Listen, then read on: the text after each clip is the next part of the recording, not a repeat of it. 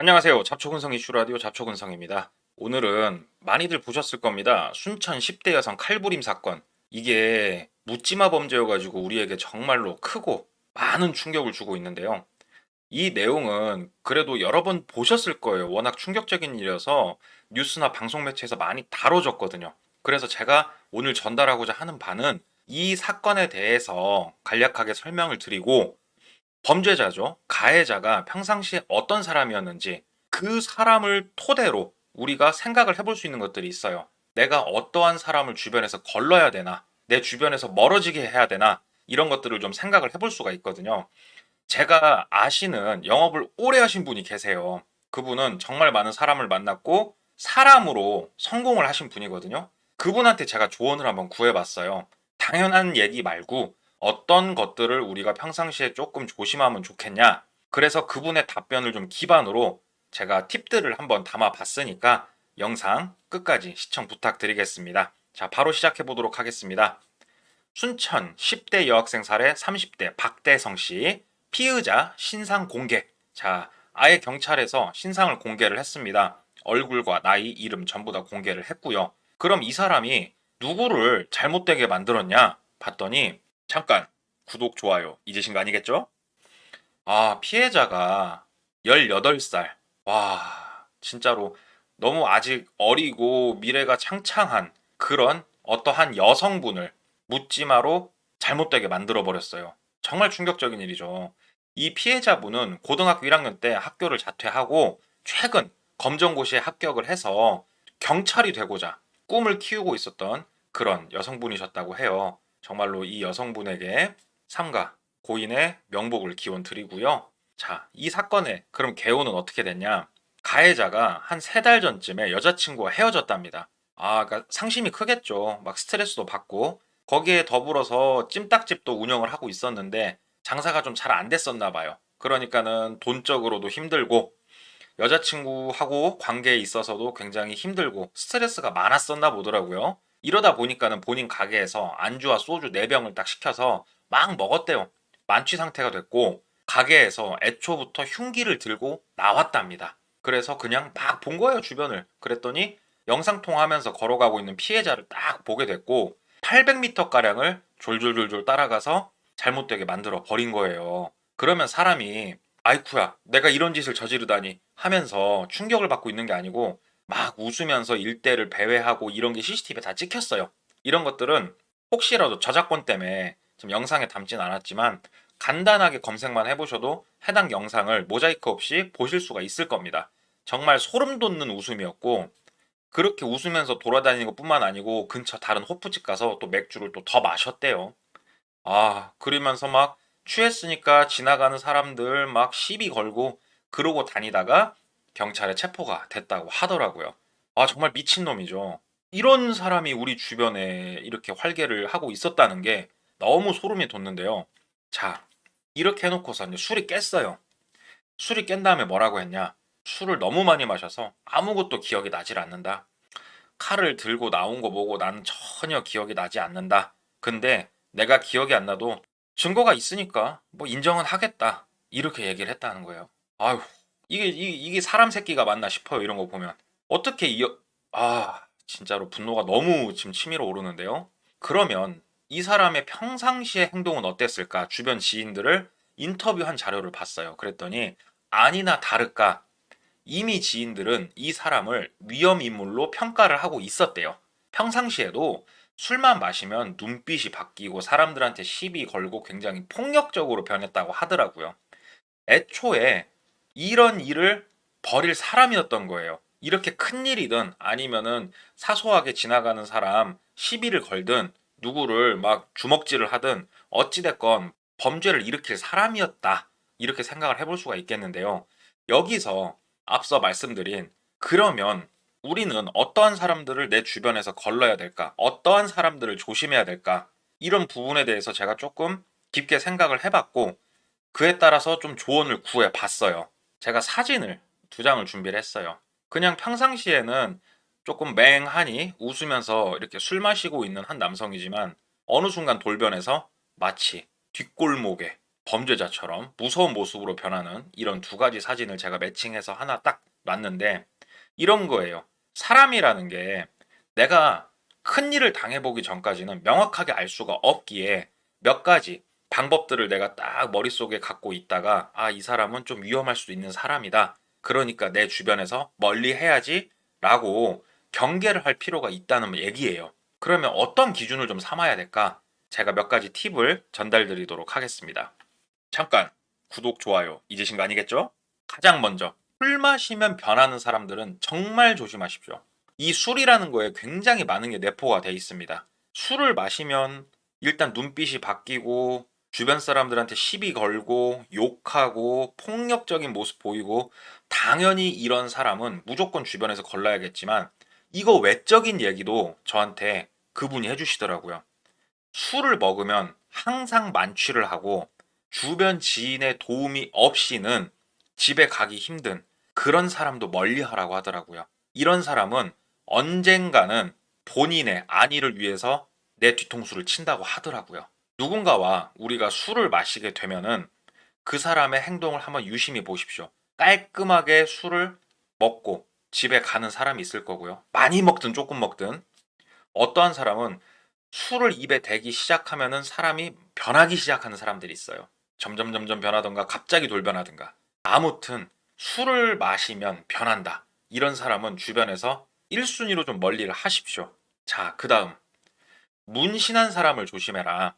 그런데 요즘은 패션 문신 많이 하잖아요. 문신을 했다고 해서 이 사람이 나쁜 사람이 아니에요. 그래서 이거는 제가 이제 조심이라고 써놓은 거예요. 그런데 문신도 문신 나름이래요. 보이는 부위에만 문신을 한 사람들이 있어요. 그것도 조금 위화감을 조성하는. 다른 곳은 문신이 별로 없어요. 그런데 반팔티 입었을 때 딱 보이는 곳이라든지 반바지 입었을 때 보이는 곳, 다른 사람들에게 보이는 곳에만 문신한 사람들이 있다고 해요. 그러한 사람들도 조금은 멀리 하든 아니면은 내가 조금 경계를 하면서 지켜봐라, 이렇게 말씀을 주시더라고요. 이게 왜 그런가 제가 물어봤더니, 보이는 곳에만 문신을 한 사람들은 결국은 과시를 하는 거예요. 위화감을 조성을 하는 거고, 이런 사람들을 가까이 했을 때는 자기 경험상 항상 좋은 꼴을 나중에 본 적이 없다. 그래서 본인 스스로는 문신 자체에 대해서는 뭐 개인의 자유지만 보여지는 부위에만 문신을 한 사람은 자기는 조금 경계를 한다. 이렇게 그 영업을 오래 하신 분이 말씀을 주시더라고요. 그리고 계산적인 사람도 멀리 하래요. 이 계산적이란 말이 뭔 말이냐면은, 밥을 한 끼 먹더라도 같이 여행을 가더라도 뭘 하더라도 진짜로 너무 냉정하다 싶을 정도로 동계산을 하는 사람들이 있어요. 그런데 이게 잘못된 게 아니에요. 냉정하다 싶을 정도로 동계산을 하는 그 과정을 딱 봤을 때 본인한테 유리하게만 계산하는 사람들이 있어요. 이 사람들도 정말 빠르게 멀리 하랍니다. 그리고 이게 단순히 돈만 가지고 연관이 되냐? 그게 아니래요. 같이 당구를 친다던가 같이 뭐 게임을 한 판 한다든가 뭔가를 같이 해보면은 승부 기질이 너무 강해서 본인한테 모든 룰을 유리하게 가져가려고 떼쓰는 사람. 그 다음에 골프 같은 거 쳐보면 사람을 안다고 하잖아요.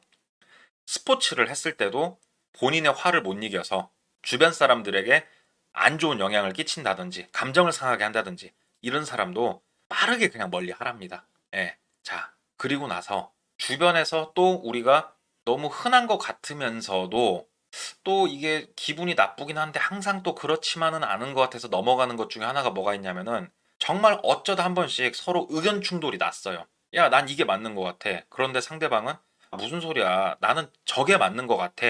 이렇게 싸우다가 서로 조금 의견 충돌이 깊어지면 상대방이 나보다 덩치가 크다고 해볼게요. 갑자기 겁박을 해버리는 경우가 있어요. 야, 이씨, 야, 죽고 싶어? 야, 적당히 하라고. 어지간치 하라고. 이러면서 갑자기 겁박을 하는 사람들이 있습니다. 이런 사람은 친구 사이일 가능성이 커요. 이런 식으로 말하는 사람은. 그런데 한 번이라도 본인에게 물리력을 앞세워서 겁박을 하면은 그 사람하고는 빠르게 손절을 하랍니다. 상대방이 나보다 힘이 약하고 덩치가 작고 아니면 나랑 비슷한 경우에는 차라리 해당이 안 된대요. 그런데 상대가 나보다 뭐 힘이 월등해요. 그런데 이 사람이 갑자기 본인의 힘을 앞세워서 나를 정색하면서 겁박을 한다. 이 사람하고는요, 언젠가가 될진 모르지만 결국은 나한테 분명히 독이 돼서 돌아온다고 이렇게 말씀을 주시더라고요.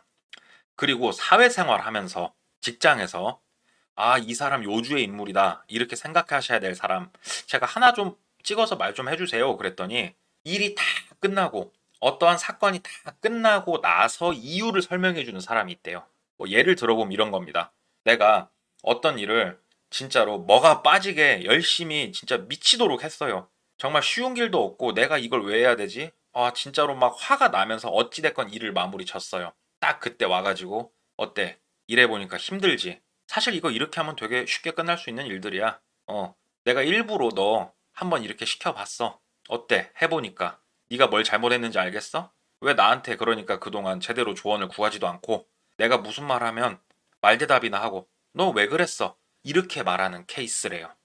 이 사람들이 왜 무섭냐면은 일단 첫 번째로 본인의 지위와 힘으로 눌러 찍는 걸 좋아하는 사람들이고요. 두 번째로는 일이 끝났을 때 이유를 만드는 사람들인 거예요. 일이 잘못되면 네 잘못이고요. 일이 잘 되면은 내가 잘한 거라.